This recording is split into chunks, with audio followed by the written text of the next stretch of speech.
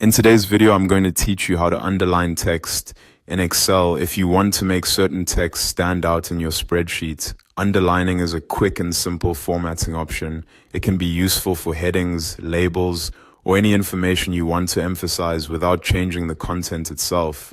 In this walkthrough, I'll show you exactly where to find the underline option and how to choose between different underline styles. First, open your Excel workbook. Go to the workbook or worksheet where you want to underline text. Make sure you're on the correct sheet before making any formatting changes, especially if your file contains multiple tabs. Next, select the cell or cells that contain the text you want to underline. You can click a single cell if you only want to format one item, or click and drag to highlight multiple cells at once if you want to apply the same formatting across a larger range.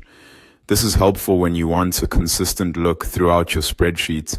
Once your cells are selected, go to the Home tab at the top of the Excel window. This is where most common formatting tools are located, including font styling options like bold, italics, and underline. In the font group on the Home tab, click Underline. As soon as you do that, the text in your selected cell or cells will be underlined. This is the fastest way to apply a standard single underline, and it works well for most basic formatting needs.